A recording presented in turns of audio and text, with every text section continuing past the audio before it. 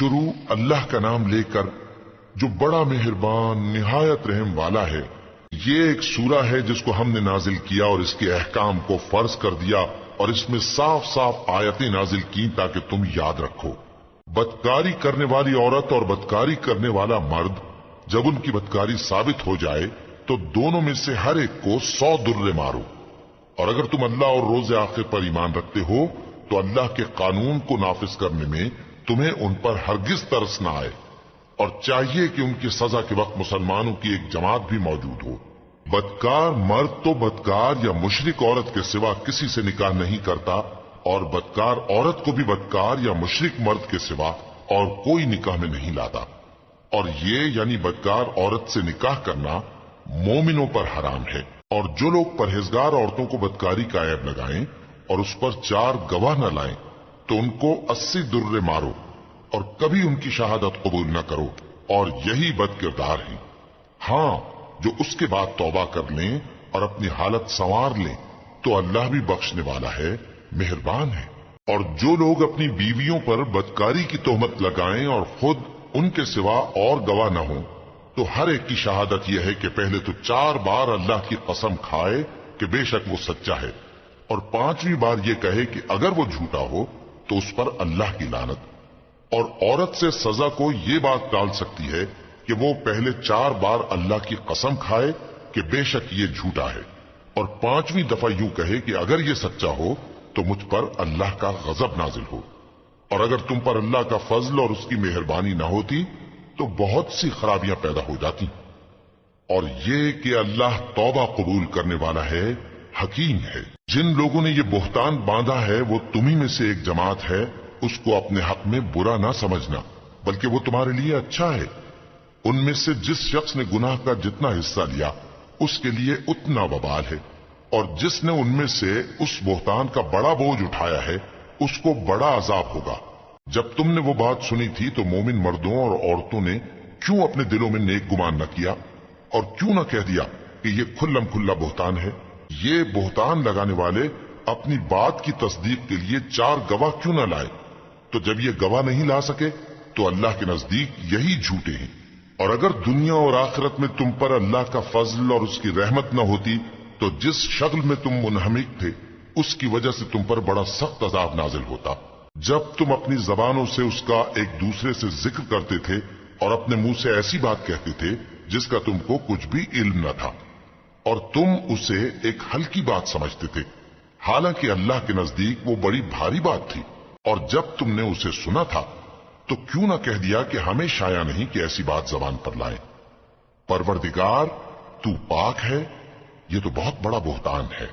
اللہ تمہیں نصیحت کرتا ہے کہ اگر مومن ہو تو پھر کبھی ایسا کام نہ کرنا، اور اللہ تمہارے سمجھانے کے لیے اپنی آیتیں کھول کھول کر بیان فرماتا ہے، اور اللہ جاننے والا ہے، حکمت والا ہے۔ جو لوگ اس بات کو پسند کرتے ہیں کہ مومنوں میں بے حیائی یعنی تہمت بدکاری کی خبر پھیلے، ان کو دنیا اور آخرت میں دکھ دینے والا عذاب ہوگا، اور اللہ جانتا ہے اور تم نہیں جانتے۔ اور اگر تم پر اللہ کا فضل اور اس کی رحمت نہ ہوتی تو کیا کچھ نہ ہوتا، مگر وہ کریم ہے، اور یہ کہ اللہ نہایت مہربان ہے، رحیم ہے۔ مومنوں، شیطان کے قدموں پر نہ چلنا، اور جو شخص شیطان کے قدموں پر چلے گا تو شیطان تو بے حیائی کی باتیں اور برے کام ہی بتائے گا۔ اور اگر تم پر اللہ کا فضل اور اس کی مہربانی نہ ہوتی تو ایک شخص بھی تم میں پاک نہ ہو سکتا، مگر اللہ جس کو چاہتا ہے پاک کر دیتا ہے، اور اللہ سننے والا ہے، جاننے والا ہے۔ اور جو لوگ تم میں صاحب فضل اور صاحب مال ہیں وہ اس بات کی قسم نہ کھائیں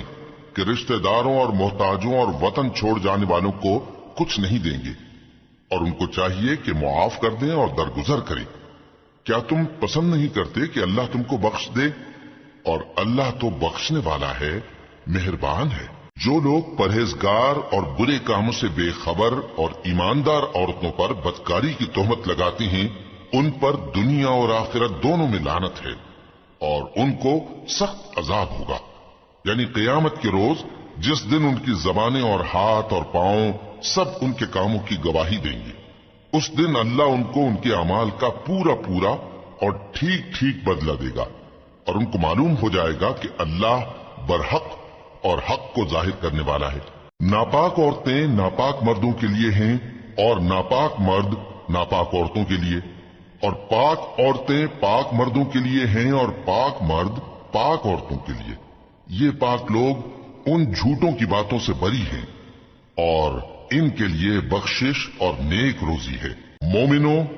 اپنے گھروں کے سوا دوسرے لوگوں کے گھروں میں گھر والوں سے اجازت لیے اور ان کو سلام کیے بغیر داخل نہ ہوا کرو، یہ تمہارے حق میں بہتر ہے، اور ہم یہ نصیحت اس لیے کرتے ہیں کہ شاید تم یاد رکھو۔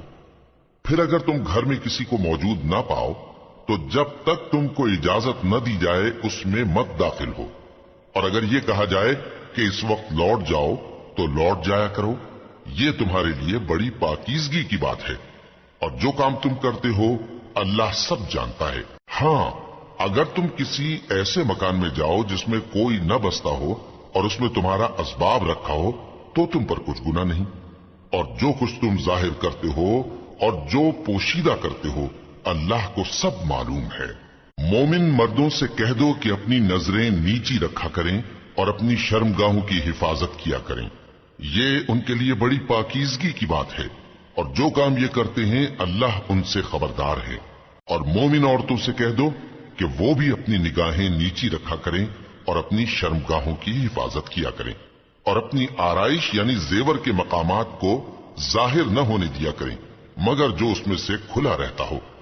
اور اپنے سینوں پر اوڑھنیاں اوڑھے رہا کریں، اور اپنے خاوند اور باپ اور خسر اور بیٹوں اور خاوند کے بیٹوں اور بھائیوں اور بھتیجوں اور بھانجوں اور اپنی جیسی مومن عورتوں اور لونڈی غلاموں کے سوا نیز ان خدام کے جو عورتوں کی خواہش نہ رکھیں، یا ایسے لڑکوں کے جو عورتوں کے پردے کی چیزوں سے واقف نہ ہوں۔ غرض ان لوگوں کے سوا کسی پر اپنی زینت اور سنگھار کے مقامات کو ظاہر نہ ہونے دیں، اور اپنے پاؤں ایسے طور سے زمین پر نہ مارے کہ جھنکار کانوں میں پہنچے اور ان کا پوشیدہ زیور معلوم ہو جائے۔ اور مومنوں، سب اللہ کے آگے توبہ کرو تاکہ فلاح پاؤ، اور اپنی قوم کی بیوہ عورتوں کے نکاح کر دیا کرو، اور اپنے غلاموں اور لونڈیوں کے بھی جو نیک ہوں نکاح کر دیا کرو۔ اگر وہ مفلس ہوں گے تو اللہ ان کو اپنے فضل سے غنی کر دے گا، اور اللہ بہت وسعت والا ہے، سب کچھ جاننے والا ہے۔ اور جن کو بیاہ کا مقدور نہ ہو وہ پاک دامنی کو اختیار کیے رہیں یہاں تک کہ اللہ ان کو اپنے فضل سے غنی کر دے۔ اور جو غلام تم سے مکاتبت یعنی مال دے کر پروانہ آزادی کی تحریر چاہیں، اگر تم ان میں صلاحیت اور نیکی پاؤ تو ان سے مکاتبت کر لو، اور اللہ نے جو مال تم کو بخشا ہے اس میں سے ان کو بھی دو۔ اور اپنی باندیوں کو اگر وہ پاک دامن رہنا چاہیں تو دنیاوی زندگی کے فوائد حاصل کرنے کے لیے بدکاری پر مجبور نہ کرنا، اور جو ان کو مجبور کرے گا تو ان بیچاریوں کے مجبور کیے جانے کے بعد اللہ بخشنے والا ہے، مہربان ہے۔ اور ہم نے تمہاری طرف روشن آیتیں نازل کی ہیں، اور جو لوگ تم سے پہلے گزر چکے ہیں ان کی خبریں اور پرہیزگاروں کے لیے نصیحت۔ اللہ آسمانوں اور زمین کا نور ہے، اس کے نور کی مثال ایسی ہے کہ گویا ایک طاق ہے جس میں ایک چراغ ہے، اور چراغ ایک قندیل میں ہے، اور قندیل ایسی صاف شفاف ہے کہ گویا موتی کا سا چمکتا ہوا تارا ہے۔ اس میں ایک مبارک درخت کا تیل جلایا جاتا ہے یعنی زیتون کا، کہ نہ مشرق کی طرف ہے نہ مغرب کی طرف۔ ایسا معلوم ہوتا ہے کہ اس کا تیل خواہ آگ اسے نہ بھی چھوئے جلنے کو تیار ہے۔ بڑی روشنی پر روشنی ہو رہی ہے۔ اللہ اپنے نور سے جس کو چاہتا ہے سیدھی راہ دکھاتا ہے، اور اللہ جو مثالیں بیان فرماتا ہے تو لوگوں کے سمجھانے کے لیے، اور اللہ ہر چیز سے واقف ہے۔ وہ قندیل ان گھروں میں ہے جن کے بارے میں اللہ نے ارشاد فرمایا ہے کہ بلند کیے جائیں اور وہاں اللہ کے نام کا ذکر کیا جائے، اور ان میں صبح و شام اس کی تسبیح کرتے ہیں۔ ایسے لوگ جن کو اللہ کے ذکر اور نماز پڑھنے اور زکوٰۃ دینے سے نہ سوداگری غافل کرتی ہے نہ خرید و فروخت، وہ اس دن سے جب دل خوف اور گھبراہٹ کے سبب الٹ جائیں گے اور آنکھیں اوپر چڑھ جائیں گی ڈرتے ہیں، تاکہ اللہ ان کو ان کے اعمال کا بہت اچھا بدلہ دے اور اپنے فضل سے زیادہ بھی عطا فرمائے۔ اور اللہ جس کو چاہتا ہے بے حساب رزق دیتا ہے۔ اور جن لوگوں نے کفر کیا ان کے اعمال کی مثال ایسی ہے جیسے میدان میں ریت کہ پیاسا اسے پانی سمجھے، یہاں تک کہ جب اس کے پاس آئے تو اسے کچھ بھی نہ پائے اور اللہ ہی کو اپنے پاس دیکھے تو وہ اسے اس کا حساب پورا پورا چکا دے، اور اللہ جلد حساب کرنے والا ہے۔ یا ان کے اعمال کی مثال ایسی ہے جیسے گہرے سمندر میں اندھیرے جس پر لہر چڑھی چلی آتی ہو اور اس کے اوپر اور لہر آ رہی ہو اور اس کے اوپر بادل ہو، غرض اندھیرے ہی اندھیرے ہوں، ایک پر ایک چھایا ہوا، جب اپنا ہاتھ نکالے تو کچھ نہ دیکھ سکے،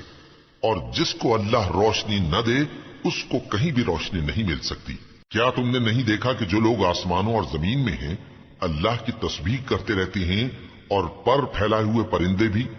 اور سب اپنی نماز اور تسبیح کے طریقے سے واقف ہیں، اور جو کچھ وہ کرتے ہیں سب اللہ کو معلوم ہے، اور آسمان اور زمین کی بادشاہی اللہ ہی کے لیے ہے اور اللہ ہی کی طرف لوٹ کر جانا ہے۔ کیا تم نے نہیں دیکھا کہ اللہ ہی بادلوں کو چلاتا ہے، پھر ان کو آپس میں ملا دیتا ہے، پھر ان کو تہ بتہ کر دیتا ہے، پھر تم دیکھتے ہو کہ بادل سے مے نکل کر برس رہا ہے، اور آسمان میں جو اولوں کے پہاڑ ہیں ان سے اولے نازل کرتا ہے، تو جس پر چاہتا ہے اس کو برسا دیتا ہے اور جس سے چاہتا ہے ہٹا رکھتا ہے، اور بادل میں جو بجلی ہوتی ہے اس کی چمک آنکھوں کو خیرہ کر کے بینائی کو اچ کے لیے جاتی ہے۔ اللہ ہی رات اور دن کو بدلتا رہتا ہے، اہل بصارت کے لیے اس میں بڑی عبرت ہے۔ اور اللہ ہی نے ہر چلنے پھرنے والے جاندار کو پانی سے پیدا کیا، تو ان میں سے بعض ایسے ہیں کہ پیٹ کے بل چلتے ہیں، اور بعض ایسے ہیں جو 2 پاؤں پر چلتے ہیں، اور بعض ایسے ہیں جو 4 پاؤں پر چلتے ہیں۔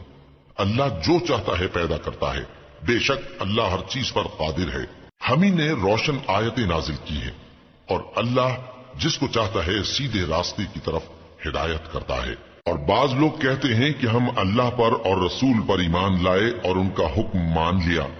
پھر اس کے بعد ان میں سے ایک فریق پھر جاتا ہے، اور یہ لوگ صاحب ایمان ہی نہیں ہیں، اور جب ان کو اللہ اور اس کے رسول کی طرف بلایا جاتا ہے تاکہ پیغمبر ان کا قضیہ چکا دیں تو ان میں سے ایک فریق منہ پھیر لیتا ہے، اور اگر ان کو حق ملتا ہو تو اس کی طرف قبول کر کے چلے آتے ہیں۔ کیا ان کے دلوں میں بیماری ہے